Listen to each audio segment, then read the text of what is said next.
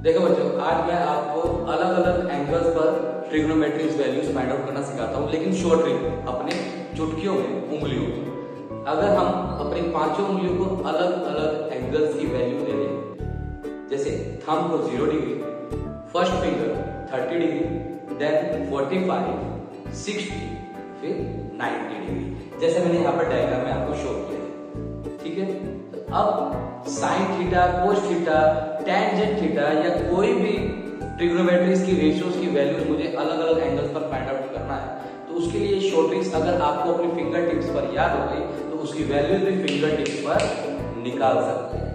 कैसे? For example, अगर मुझे साइन 60 निकालना है तो साइन के लिए रूल आपके पास क्या है?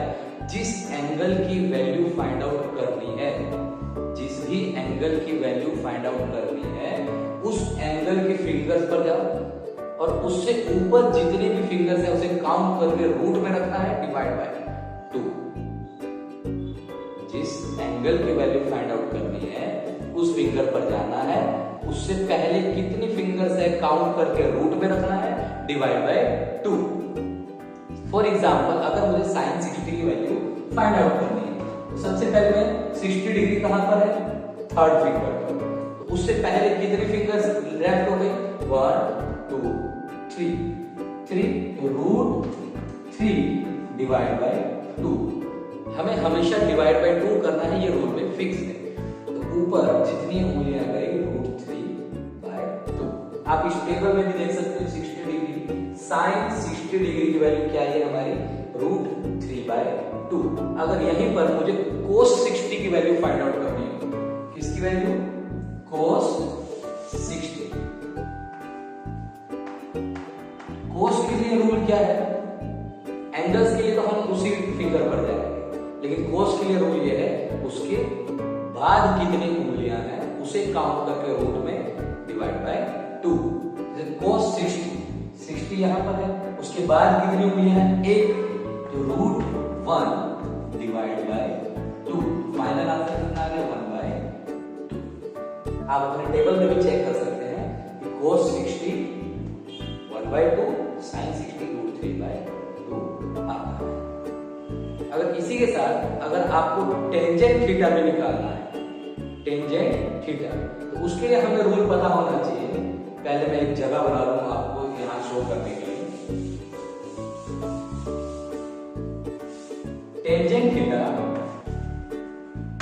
हमें पता है क्या होता है?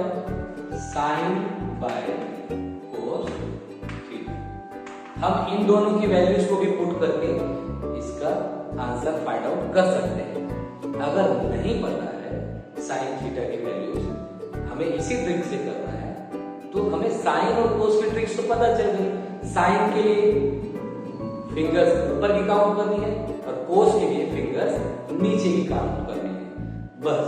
तो ओवरऑल रूट में उनकी वैल्यूज को रख के हम फाइंड आउट कर सकते हैं टेंजेंट थीटा की भी वैल्यू। फॉर एग्जाम्पल, अगर मुझे टेंजेंट 60 डिग्री फाइंड करना है, टेंजेंट 60 डिग्री फाइंड आउट करना है, पहले हम विदाउट ट्रिक, जब हमें ट्रिक नहीं पता थी, तो साइन 60 रूट 3 बाय 2